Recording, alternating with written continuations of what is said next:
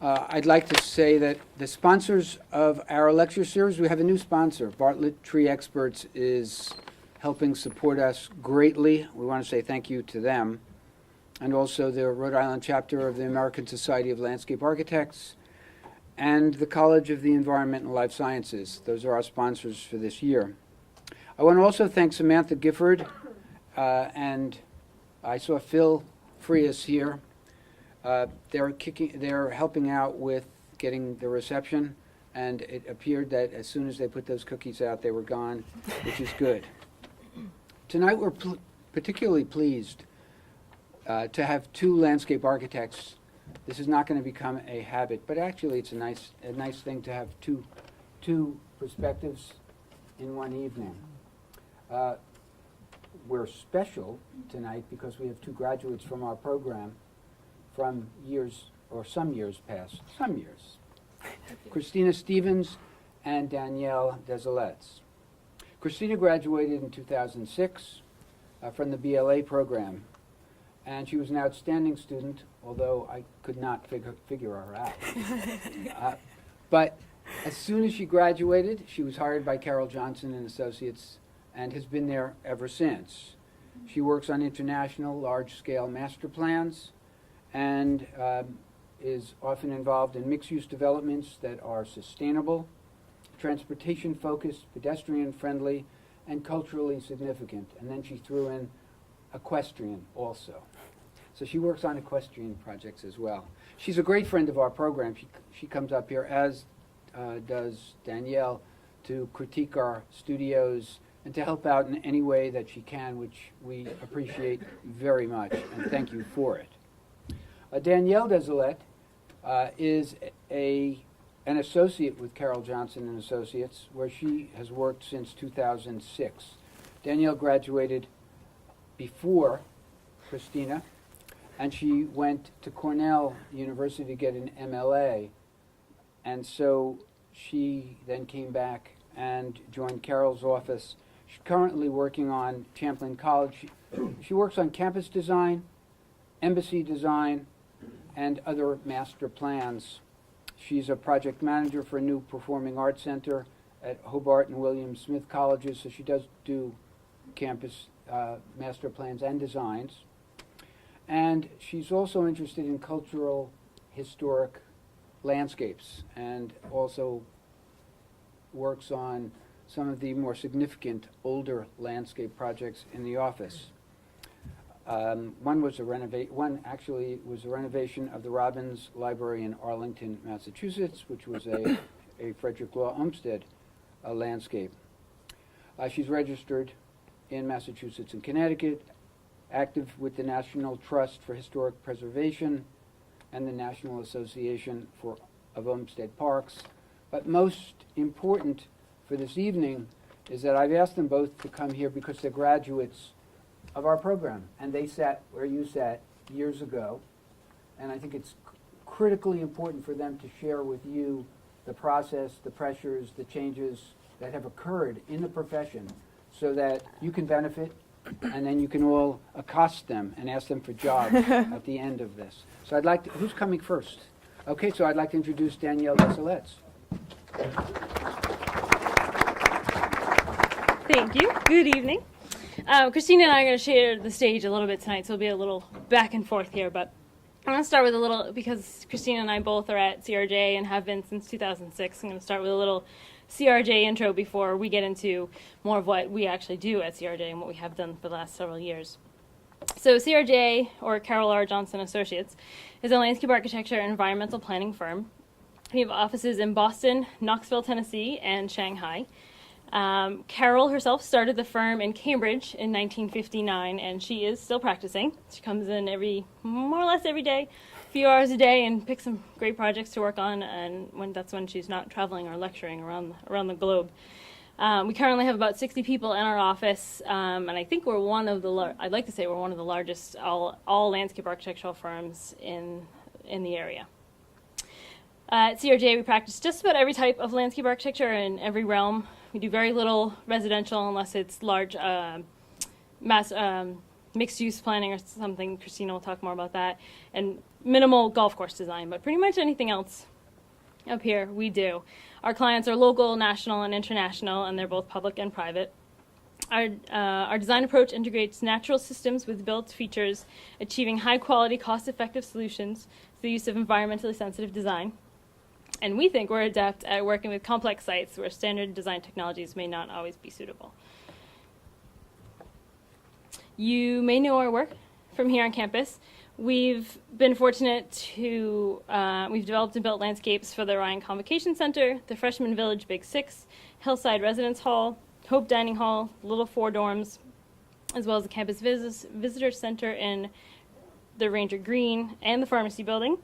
The CBLS site and rain garden was part of the larger planning for the North Science District, which we worked on for site and stormwater design. And CRJ developed the 2008 Campus Master Plan. We worked on, I think the chemistry building is slated to be under construction next year, and we're currently working on the College of Engineering Master Plan, as well as the Fine Arts building, which is actually my first URI project since being at CRJ, so I'm pretty psyched about working on that and coming back. And I think right now we have 6 URI grads in our office. We've had more in the past, but right now we've got a solid group. So they only let us out of the office today if we promised to give you that good stuff about CRJ. But now I'll tell you the really interesting stuff. So as Will mentioned, Kristina and I are both graduates of URI.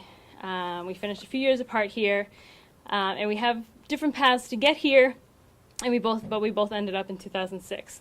We also have very different roles at CRJ. So per Will's request, we'll talk about how we got here, what led us to landscape architecture, what we do, including the type of projects that we work on. And like I said, Kristina and I have pretty different roles, so we'll talk about more or less our day-to-day activities, and hopefully that gives you a good cross-section of what it's like to practice landscape architecture. So with that, I give it to Kristina.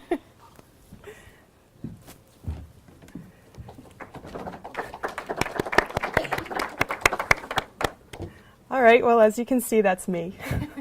And we both promised to put embarrassing pictures of ourselves as cue cards. So I will tell you a little bit about my journey into landscape architecture, what I do at the firm, and how my career has progressed a little bit. So I knew when I graduated high school, or before then, I wanted to do something in design. What? I didn't really care. I wanted to do fashion. I also kind of wanted to design video games. I also wanted to design book covers and architecture. But I wanted job stability. I wanted to feel a connection with the people who are already in the business, so scratch fashion off. And I kind of liked being outside more than I liked being inside. So that kind of all narrowed down to landscape architecture. Simple enough. So I came to URI at 2002, which is true. And I was here for 4 years, and I got my BLA. And then CRJ hired me, so I went there, and I've been there ever since. So I've been there about 7 years. The reason I chose, or they kind of chose me, but the reason I chose CRJA was I wanted to do a whole bunch of different projects and kind of figure out, dip my toes into everything and figure out which one was my calling, which kind of project I'd want to do. And I had the opportunity to do that at this firm. So basically, I was hired, I was entry level, straight out of college. For the first couple of years, you're doing red lines. A lot of you might not know this, a lot of you might be very familiar with this, but red lines are when someone has, excuse me, a printed out version of whatever product they're drawing, designing, creating, and they take a red pen and scribble all over it and say, change this, change that, this is wrong. They might be overlooking something that they saw the second time around. They give it to you, and you just kind of methodically go through and change all the things that it says. You take your yellow marker and strike out each one that you do, and you're not actually producing anything of your own, but you're learning an awful lot. And then after that, you start to get a little bit, or at least I did, I started to get into graphics. I was rendering plans, doing a little bit of CAD, work. After that, sort of getting into design, a little bit of design studies, which will inform what the people above me will actually design. So I help them think about it by doing my own studies. And throughout it, there's drafting. You will be drafting forever. You draft in CAD, you draft in Photoshop. You draft by hand sometimes, sort of. And then now, you can't see it, but there's bars down there, I promise. I am starting to find my niche within the firm and within the profession, which is two similar but different things. Still not sure what it is yet, but I'm working on it. So along the way, I've definitely learned a few lessons. Obviously, you learn a lot when you're thrown into the mix. I didn't really know what I was doing. I didn't know a lot of programs, but I had a good education. And I have a good brain on my shoulders, so I jumped right in. So I'm going to do a little rapid fire lesson learning here. These are the 5 categories I'm going to go through. So communication, design process, workflow, organization, and tell you a little bit about what the international projects entail. So on communication, the most important communication you have is with the client because they're the ones who are asking you for something, and what you give back has to communicate to them what they want and what also is the best design solution. So this is an example of a project that I've worked on in Egypt. And this is kind of a master plan that you would give a client saying, well, here's your plan after years and years of design. Here you go. This has everything in it that we've talked about. But leading up to this plan, it's a little blown out, but I think you can see it, were some design studies. So you do a couple options. You give them to the client. You hash it over. You go over it with your sub-consultants. And you say, okay, well, these things work. These things don't. I like this. I don't like this. And then you do some more design studies. And some more. And more. And more. And basically, all of this, really hard to see, but it's all the work that went into that one plan, which was a concept level, so the lowest level design, which is basically what it sounds like. It's the concept. You say, this is what we think should happen before you hash out all the details. Another way we communicate with clients is we use a lot of sections. I'm sure you guys who are in school do this a lot. But what I didn't realize is it's really important for the people who aren't landscape architects. They see a section and they see things that you can actually see in real life. You're usually not floating above the world, so they kind of understand trees and people and cars when they see them like that. But the real moneymaker would be when we get renderings done. This is done by, a third party, but we often have to create these renderings at the final stages of the design to show the client, this is what we're talking about, because a lot of times they see a plan, they think they don't even know. So sometimes you have some very informed clients, but a lot of people, they aren't landscape architects, so they're going to look at a plan and not know what it is. The other kind of communication we do on a daily basis is you communicate with your project team, which means the people you work with within your office and within other offices, and how you get one coherent design between all of you. Design does not happen in a vacuum. So this is what happens.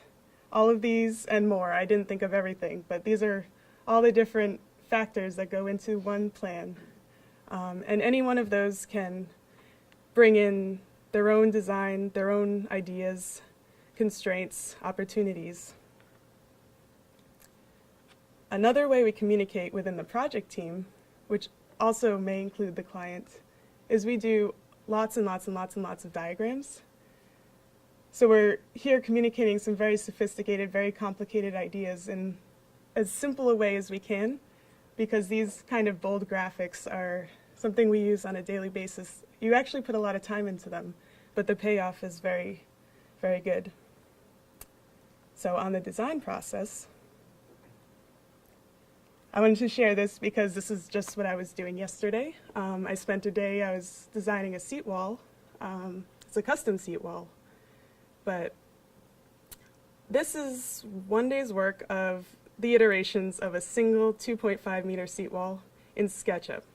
And that's what I spent all day doing. I did seat wall after seat wall after seat wall. So the design process often requires a lot of repetition. And hopefully at the end of the day, you can compare and contrast and figure out what you actually need.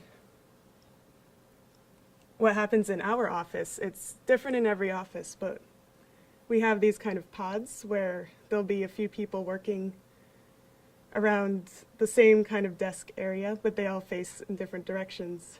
When we work on a project, there is a hierarchy, which I will get into, but there are people who are brought into the project team at the beginning saying, you and you and you are going to work on this. And so they don't sit next to each other, and they won't. So you're always sitting next to someone who's working on different projects, which is, I think, is really cool because you get a bit of cross-pollination. You get to see other projects. You get to say, oh, hey, what are you working on? And I like that because then you're not seeing the same people over and over and over again.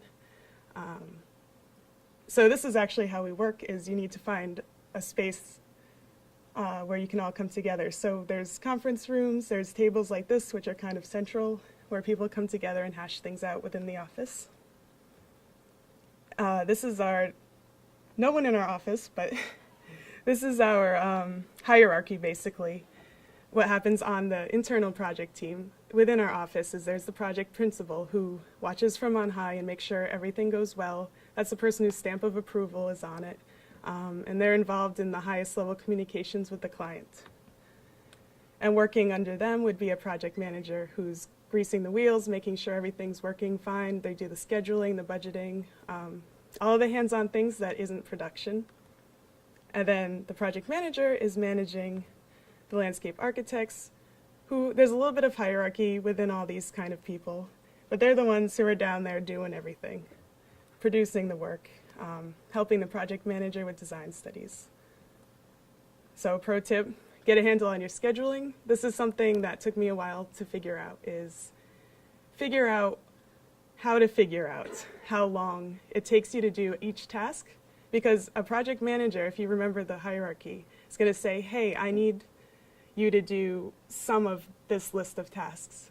And if you can say, I know I can do this and this today and I can get it done, you'll be way ahead of the game. So on workflow. So behind every pretty face lies the complex realities of file production. So these are three.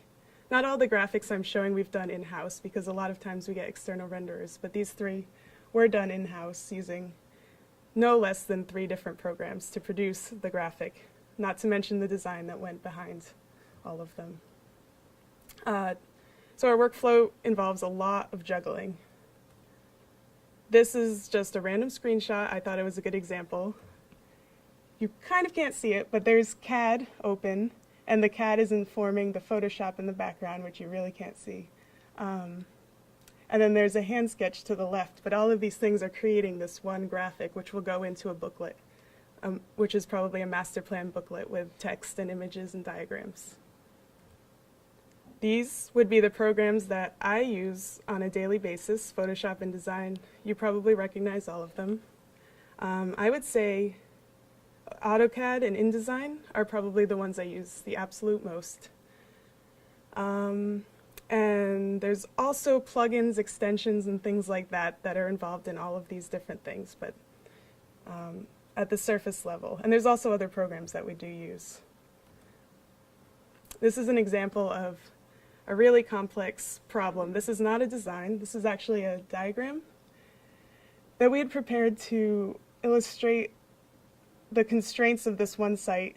There's actually a whole bunch of, there's a pedestrian underpass, there's a vehicular underpass, there's 2 different subway lines, a subway station, head houses everywhere, 3 different limits of work. You get the idea. So that one image, there's actually a whole series of those images, but each one was created by using our AutoCAD plans. And those AutoCAD plans were printed into PDF, which were imported into Photoshop, and we did some magic in Photoshop. And those Photoshop files were linked into InDesign. The InDesign because of the client's requirements, we needed to create an actual PowerPoint. That was their file type that they needed. So those InDesign images actually were exported to PDF, saved as JPEGs, and placed into a PowerPoint. And so when you're using all these programs, I would suggest learn to use them. I know you know how to use them, but extensions, plugins, macros, and scripts will really allow you to use them to their full potential. But as you saw with our little delay, you can't read that, so this is pointless. This is a fatal error. And these problems are going to happen. Other examples of errors, this is 30,000 errors were found in a CAD file. This is you can kind of see that one. It's not actually a language, it's just random characters that came up when my CAD was crashing. And there's always this. You're going to deal with these things all the time. But I'm going to say, also going back to the scheduling thing, you know these problems are going to happen. Things probably won't go the way you plan. It's okay. Just plan for it. Know you're going to have to do some troubleshooting because it's inevitable. Know that something's going to pop up at last minute. Your ink's going to run out. You can't print. What do? Just relax and know that that's part of the plan. It's part of getting stuff done. On organization, this helps get stuff done too. This is one of my big, aw man. So you can't see a whole bunch of pages which are CAD standards. In our office, we have kind of general CAD standards, which includes where to save your files, what to name your CAD layers, what to name your files, things like that. Also the CTB, I'm not sure if you guys are familiar with CTBs, but the plot styles and things like that. This example is the client saying, you need to use our CAD standards. So they sent us a 30-page document explaining those CAD standards. So you need to be able to adapt quickly. This is another one of my best friends, is the sheet set, which keeps all your sheets organized. And when you work on projects that have hundreds of sheets, being able to have them all in one file is phenomenal. So I would suggest, if you don't know what a sheet set is, please go out and research it right now. This is another one, is layers in CAD and in Photoshop. Naming the layers, things that make sense, is important because once something goes wrong or once the design is done and the next phase is beginning, someone else is going to go into your file and they're going to have to do revisions, and it's going to save them a lot of time if you put in a little effort and organized your layers and named them something coherent. And they'll actually know how to change which one's the trees, which layers the buildings. It's pretty simple, but it's very important, I think. Another way to get past all these problems that come up is to archive your files. I think this is important as well. If you have a file and you're going to make a major change in it, just save a copy of it, because you might mess it up, someone else might mess it up, things might change, and you're probably going to have a moment where you need that old file back.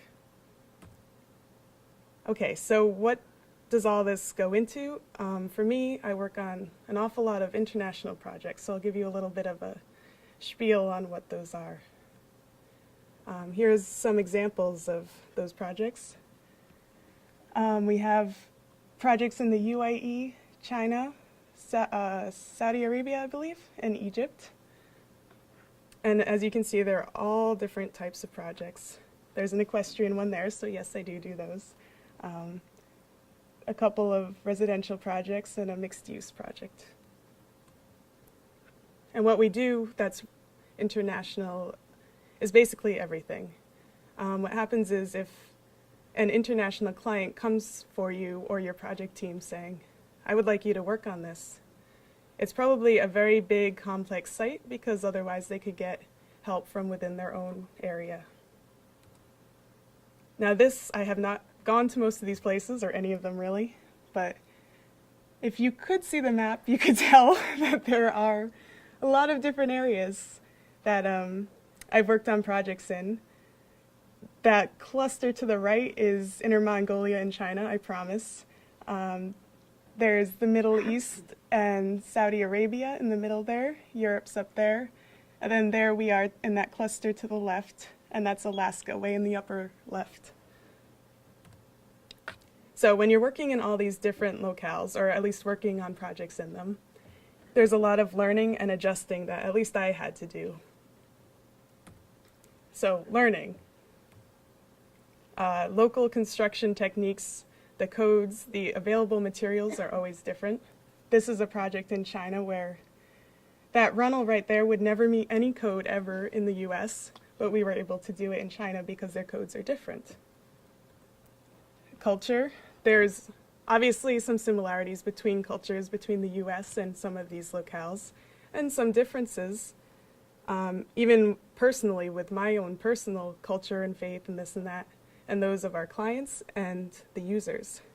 So this is actually an example of a site where there's a mosque, which is, I get to learn actually a lot about Islam from doing a lot of projects that were focused on Islamic clients. Now units, this is a cool one. These two are both projects that are equestrian. And so when I was working in them, we had to use the local units. So I had to learn to use mus and fedans. And that's the units that these projects were in. I think they both are something about animals plowing in a day, something like the acre. I couldn't tell you exactly what the mu is, but we used it. Language. So a lot of the documents we send out, we get translated. A lot of the documents we need to use, like this is an example of something you can't really see, but it's design guidelines from Tel Aviv. Those are some sort of weird play equipment. So you kind of have to use a lot of Google Translate. Now adjusting, when some things aren't exactly as you're used to, you do have to make some adjustments in how you think and how you do things. Time zones. If you remembered back to the map you couldn't see, there are a zillion different time zones across the globe, and you're working with them. So when you have a deadline, sometimes it's at a very strange time. Sometimes when you have a teleconference call, it's at 10 at night because it's 10 in the morning for the person you're calling. Weekends. This is something I didn't know and you can't see, but there are different weekends in the world. So when you're working with clients who have a weekend of Friday and Saturday, you can understand how the coordination gets a little bit mucky when you want to give them something and they're not at work until Sunday. Scales, there's metric scale, which actually I am much more comfortable in metric than I am in inches. And it's a big hassle to go between the both, because sometimes I'll work on projects that are local and I'll have to remember what 1/4 inch equals 1 inch scale is, because to me it's not what I do and it confuses me. 1 to 50, however, I think makes a lot of sense. And the paper sizes. When you submit something to a client who is anywhere but here, they are always using metric paper sizes. So you have to get things printed on paper sizes that might not actually be available. One of the things we sometimes do is design something on 8.5 by 11 and then put crop marks on it so the printer can print out the right page size. And be ready for anything. With all of that, there's some conditions that I've designed for. These are actually international, but it could be local too, where I've designed thousands of acres. I've also designed on a site where there is a 30-meter sheer cliff, and we needed it to be accessible. So in conclusion, I've had the opportunity to work on many different types of projects, many different contexts, as you could have seen. I really like the variety. I like being able to do something different every week or month or day. I'm still not sure what my specialty is, but that's okay because it's kind of fun, still trying to figure it out. And here's Danielle.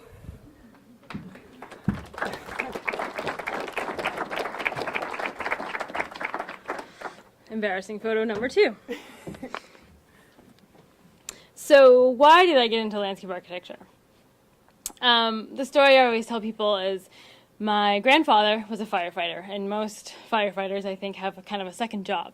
And his second job was as a house painter. And I remember sitting at dinner one night, and I was in 8th grade with my family, and his business card was sitting in front of me on the table, and it said interior painting and exterior painting. And I always knew that I wanted to do something creative, like Kristina.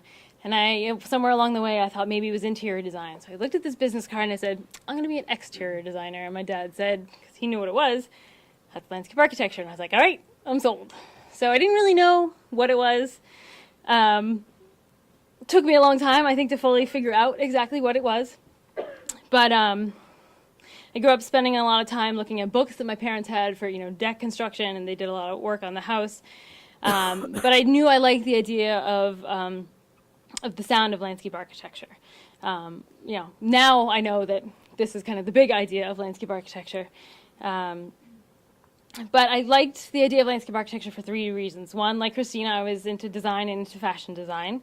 I always wanted to do something creative. 2, I knew I wanted to change the world, or I wanted to do something to make a difference, make things a little bit better than I left them. And 3, where I grew up, we did everything outside, eating, playing, recreating, just hanging out. We were always outside, so being outside was a big piece of the puzzle for me. So how much of this is true in my career today? Actually, a pretty fair amount.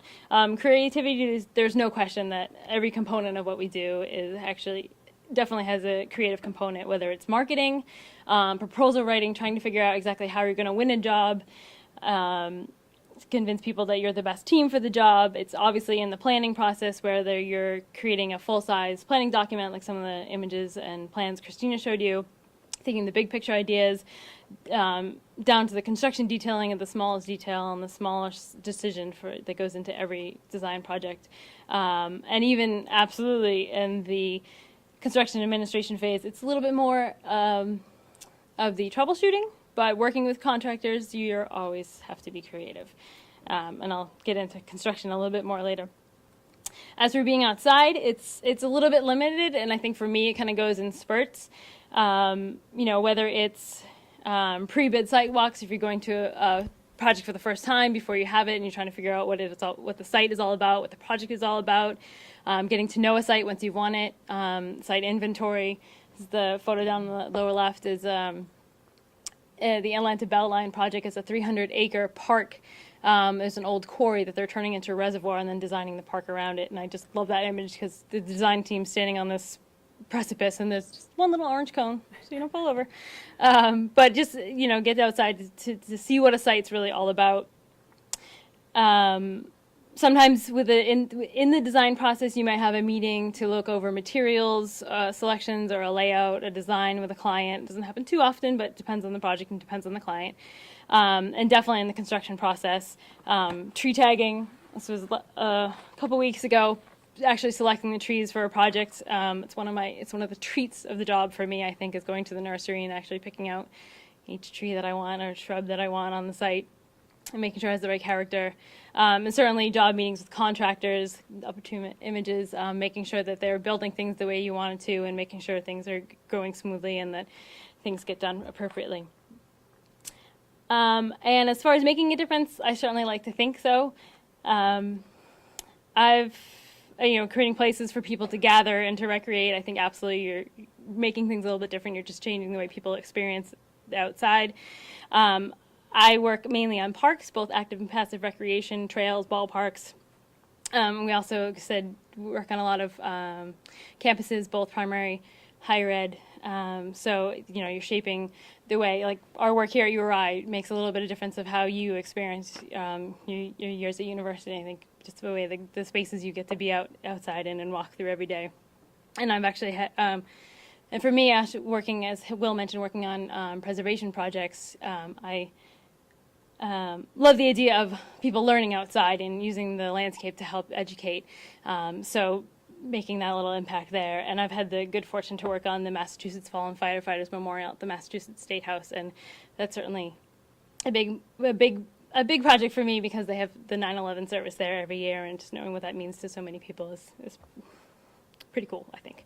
And then community garden projects, things like that. So how did I get here? I'm going to step back a little bit. Will was kind enough not to mention, but I did graduate in 1999. And so it's been about 15 years, almost 15 years of practicing. So I knew what I wanted to do, came to URI just for the landscape architecture program. Finished up here, and because of Will's professional practice class, we had to, at one point, make a call or calls to firms in the area that we thought we might want to be in. So I called up a firm that was in central Massachusetts and started talking specific questions, and the last question we had to ask them was, are you hiring? This is a small startup firm. There was 2 guys who graduated 2 years ahead of me from UMass program, started it right out of school, and they said, yeah, actually, we're at the point where we probably need to hire someone, so send your resume. So I did. I sent it the next day. 2 days later, they called me for an interview. A month later, less than that, I had the job. So it was a great experience. It was a very different experience. I was there for about 2.5 years, mainly residential design. But I worked on this great state park, and that kind of got me thinking about preservation and the bigger picture. As much as I liked working one-on-one with residential clients and really crafting a landscape that was specific to them, I knew that there was this bigger thing that I wanted to do with landscape architecture. And then 9/11 happened, and there were no jobs anymore. So I was trying to figure out what to do. At the meantime, I was working for a wetlands consulting firm. I came back to talk to Angelo, and Angelo said, you should think about grad school. And so I did think about grad school, and I ended up going to Cornell, got my master's in landscape architecture. I chose Cornell because they had a great preservation program as well. So I ended up with a degree in my master's, but with focus on American cultural landscape and historic preservation. The great thing about that was it was a 2-year program for me because I had my bachelor's, so I really got to shape the degree exactly how I wanted it to be. And one little thing I'll say about grad school is I loved every minute of it. It was a ton of work, super expensive, but I did love it. And the one thing I always tell people is think about grad school if there's something that you know you want to focus on, or if there's something more, another avenue or realm to take your profession, but don't necessarily do it just to kill time because it's really expensive and a whole lot of work. More than, it's just a lot of work. It's great though. But anyway, so then after grad school, I was looking for preservation firms, not a lot of them out there, so I ended up at a civil engineering firm for 15 months. I was the only landscape architect in the firm of 50 engineers. They think very differently than we do. It's a good thing. We need everyone on the project to think differently. That's kind of why we're all there. I worked on mainly athletic fields and designed a lot of parking lots, and that was enough for me. And then I ended up at CRJ because there were some good friends of mine who encouraged me to apply to CRJ, and I did and have been there ever since. And the URI is there again because I've had the good fortune to come back and teach a couple of classes over the last couple of years, and so that's been great. And that's one of the other reasons why I did go to grad school, is because I knew that at some point there's, I might like to teach. I knew that was kind of one of the things I was thinking about for my career down the road also. Excuse me for a minute.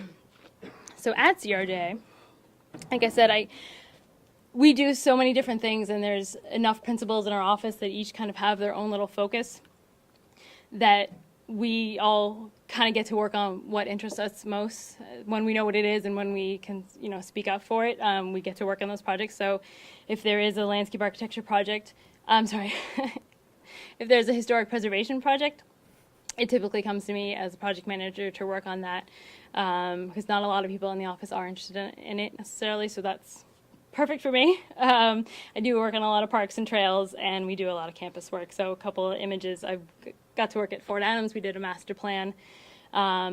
We do a fair amount of national parks, so Delaware Water Gap and the FDR homestead site where the Roosevelt Farm Lane Trail is. And then again, the graphic you can't see in the middle is the reservoir out in Atlanta. the 300-acre park, and then Champlain College, which is under construction now, which is kind of my pet project at the moment. So I'm going to focus on just two of my favorite projects that I've worked on over the years at CRJ. One is Cambridge Ridge and Latin. It's the only high school in Cambridge, right next door. One of the cool things about this project is that CRJ actually designed it, and it was built in 1976. So this is the second iteration of that landscape design by our office. And it was the school itself needed a lot of renovation, so as part of that, the landscape needed some updating as well, meeting new codes, and just a refreshing. So the design, the image in the upper left was done by a graphic artist that we hire sub-consultants to do most of those kind of images. And we created this big deck, which I'll get into in a minute, and then just a lot of dealing with some different issues, some different technologies that was kind of cool for me that I hadn't worked on before, resilient play surfacing, and the deck, which I really wanted you to see this deck framing plan because we got to do our deck plan in Will's construction class, and I thought he'd be very impressed with us. And I thought of you every day that I designed this deck. It's a 5,500 square foot deck, and we designed it because the images on the left, that was a tree pit in the front of the school, the main facade, and it was originally sunken 3 feet below the sidewalk level. But over 30 years of time, snow was getting dumped into this area, and then the soil was just building up. The little bits of gravel that came in with the soil, like in the lower image, you can see that pile is actually dirt on top of snow. So over these years, these trees had about 12 inches of soil building up on over the root zone, and was essentially compacting them. Even though people weren't really in there, it was getting compacted anyway. So these trees were basically suffocating. So we decided to put a deck over the system. Once we removed all that soils, we did some root collar excavation for the trees, and cleared all that extraneous soil out, and put the deck in so that it would not allow additional compaction so the same situation wouldn't happen again in 20 years time. So it's a composite lumber, it's a Trex system, it's two-tone colors, and we warped it and bent it a little bit. And then so some of the detail and the framing around the trees. These trees they're Norway maples and swamp white oaks, and some of them were up to 46 inches, so they're pretty significant trees. And the neighborhood of Cambridge around them was very vocal about how much they loved them and wanted to keep them. There were Norway maples, and they were older, so being invasives, we were in discussions with the city arborist to remove the trees, but the neighborhood was vocal, so they stayed. And we designed the deck around them. And then so the middle image is really tough to see, but there's some white dots in there, and those are all pin footings, which are basically concrete balls that have steel pins go through them. And they're designed really for, you can kind of see it here. They're designed for wetland systems to protect the root zones of the trees, so we use that system there. So that was, again, a technology I had never used before. And we also had a green roof system. This is really cool because there was an amphitheater on the site that we had worked on in 1976, never used. It was concrete, it was on the back side of the building, no one ever used it. So we thought, what a cool spot to put a green roof in. And because it's actually at grade, it basically, you could walk right up to it, is a great teaching tool. And we had the science program was super into it, and the teachers were loving the idea, so they were willing to go out there, and they liked the idea of it. So we tried to make it as educational as possible. So it's a just under 1,500 square foot green roof. It's sloped at about 28%. We have both extensive and shallow intensive planting palette, and they're done in 3 bands, and we actually built the soil up, so there's 4 to 5 inch soil depth at the bottom, 7 to 8 in the middle, and 11 to 12 up the top, so it gets steeper, and the plants go along with it. So the thinner soils have the sedums, and then we have alpine annuals and the grasses and the alliums as you go. And because of the slope, we use soil baffle system, which you can see in the bottom left, and then the lightweight growing medium on top of that. So this is the image of the green roof. You can see the parapet wall there, so you could sit on the wall at seat height. You can get up there, the classes can be there and talk around it, look at the different plants and look at the overall system, talk about the drainage, this urban heat island, talk about stormwater. the installation process, the contractors, and then there's images of just after construction, the soil baffle just after construction, and after a couple of years growth. And at dinner this evening, Richard mentioned that one of his classes is looking at structural soils, and I didn't plan on talking much about it, but I did have an image. We did use it actually on this project and the next project, because there's a fair amount.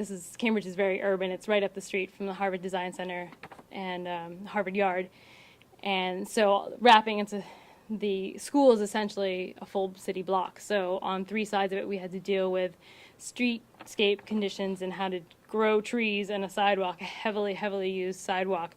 And so we did use some of the CU soil, the clay-based structural soil system, for all those street trees.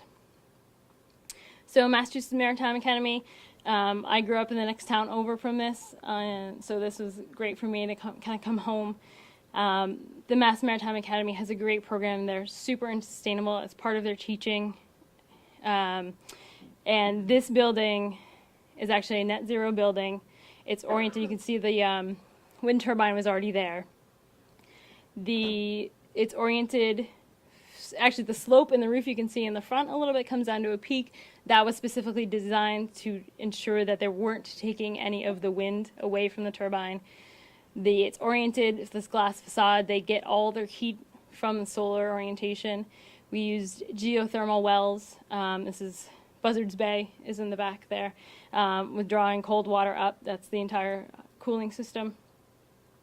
And we have no irrigation. We have native plants. There's a couple other details. So like I said, native plants on the site. Again, we use structural soils only for these 2 trees out in the front plaza out here. Permeable pavers, trench drains, the entire plaza. All of this is pitching down to that gray line, and that's a permeable paver over a trench drain. The whole plaza pitches down into that trench drain, which goes into 2 dry wells, which eventually seeps back out into the bay. The coolest feature, which I don't have a great photo, is if there's these stripes in the main walkway that's coming down. Here, there's stripes that come through that way. They're collecting all the water that comes off that slope that's the main entrance, and they're pitching the water again in a trench drain that's watering the planting area between the walkway and the building. Like I said, there's no irrigation, and because those plants are underneath the roof overhang, that's through capillary action, it pulls it back up through the roots. And then the coolest feature is all along the side there we have a bioswale. Very different from the bioswale. It's up that way, CBLS. We had coming off the roof, so you can see the image, though the bioswale is collecting some of the water from the plaza. It's also collecting all the water off the roof. We have 2 roof drains that collect directly off the roof and come directly through the building and out into the channelized system. We had 100 gallons per minute, which is a crazy volume of water, and that was, I think, for like a 2-year storm, which is a lot of water. So we knew we had a very small space, and it's kind of basically an urban condition, even though it is on Cape Cod. And so we ended up channelizing the center of the swale, so that you can see that's all concrete, custom, precast, custom channel that's finished with river stones. And then the granite check dams along the way, which I'll talk about value engineering a little bit. We always expected, we designed these walls, 2 feet thick, 24-inch black granite walls. Hauled through the project, kept waiting for them to get cut down to 12 inches, to get cut down to 6 inches, but they win it. 24-inch black granite wall, so it's my little prize.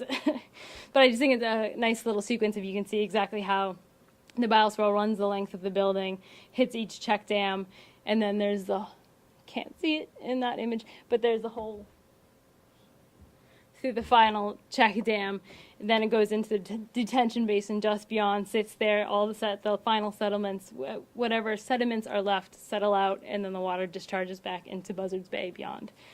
Every time I've been there since this has been constructed, there's a bird in the bioswale, which I think is super cool.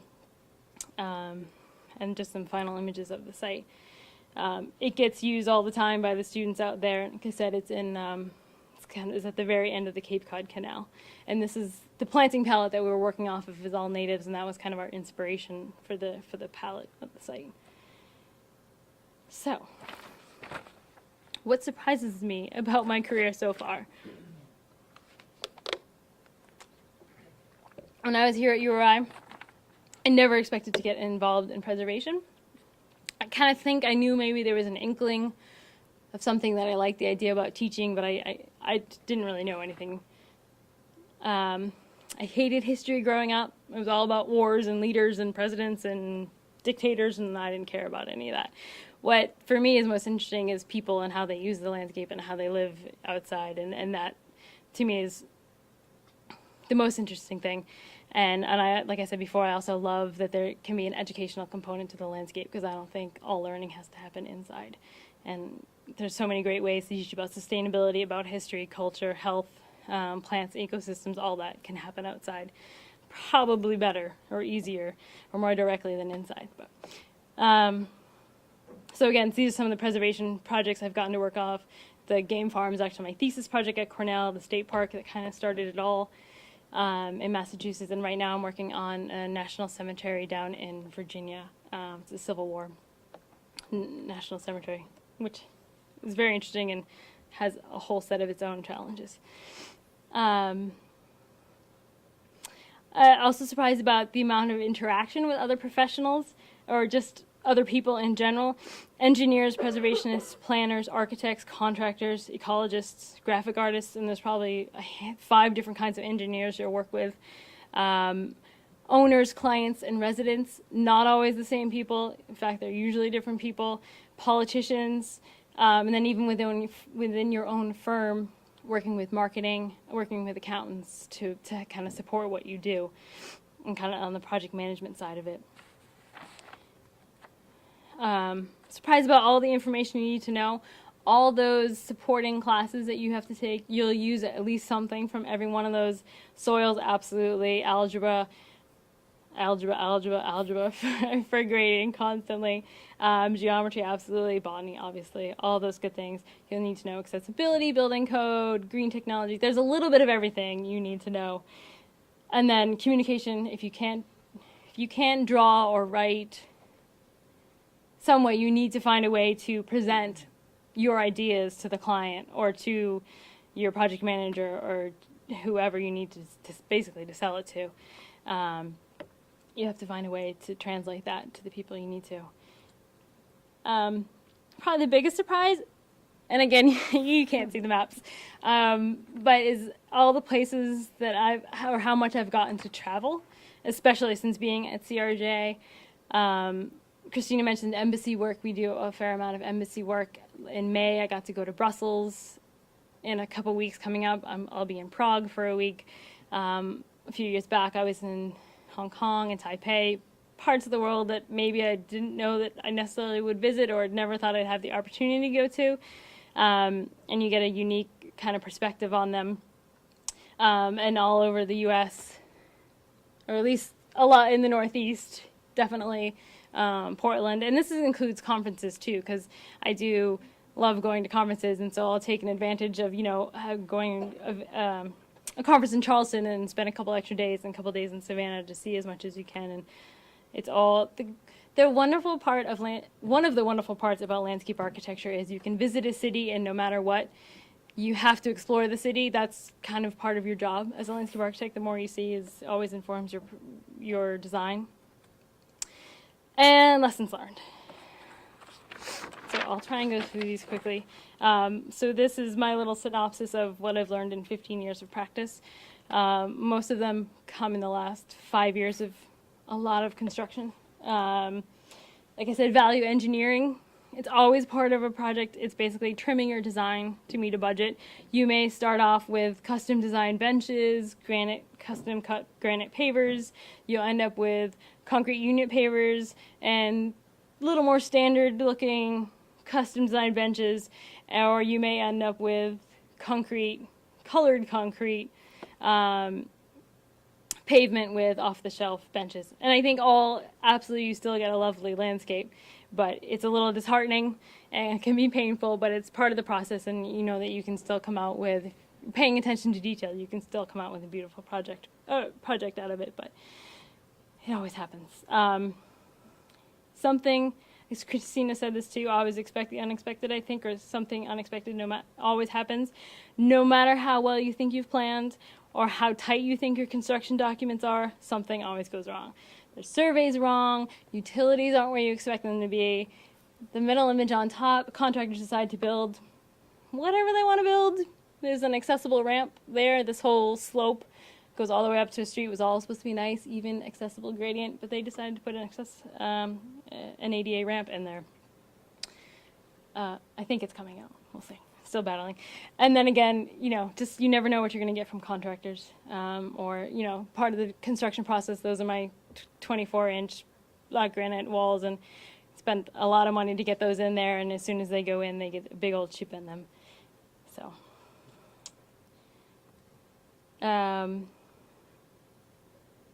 it's always good to visit a site in the rain, because you never know where the water's really going to go until you see it for sure. This was actually a flood, so this wasn't a normal condition, but it happens every now and again.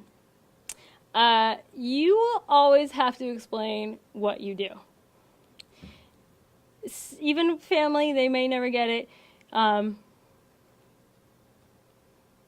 the idea that landscaping and landscape architecture are two different things. You'll always explain it. And I kind of polled some of my colleagues, our colleagues around us, and asked, okay, what are your tips of wisdom for practice? What are the lessons you've learned over time? And someone said, always check your scale. And that just made me cringe, because I could only imagine the construction headaches that would cause. And I couldn't even ask for the full story, because I knew it would just be too painful. Speaking of painful, this is my deck in Cambridge. They being contractors or owners, will always drive where they're not supposed to. If they think they will fit, they will drive up it. This is that deck that took a year to build. A week after it was done, they decided to wash the windows before the opening, and they put a big old scissor lift through the deck. So I think I might have actually shed a tear or two on that, but they had to fix it, but that hurt a lot. And my kind of synopsis is, you're going to make mistakes. You're not alone. Everyone does it. The principals do it. They won't admit it, but they'll do it. But as long as you learn from them, it's okay. And the other one is just whatever happens, just don't take it personally. It's all part of the learning process. So. You can stay. Yeah.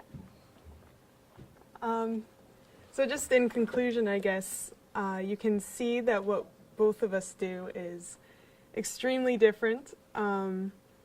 We come from pretty similar backgrounds, but what we do is very diverse. And it's the same with everyone in our office. These are just a couple, you've seen the one on the right, but it's just a couple of pictures of our office. We think it's a really cool space. Everyone else who works there thinks so too.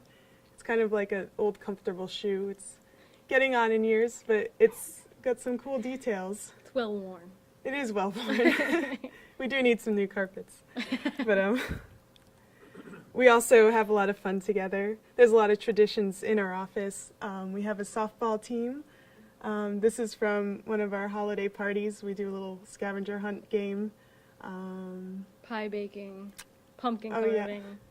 Yes. We're very competitive, so we like to have. By we, she means you. Yeah. Yeah, so I mean, I think we're both have had a good number of years at this office, and we're one big happy family. So I guess we'll open it up to questions now.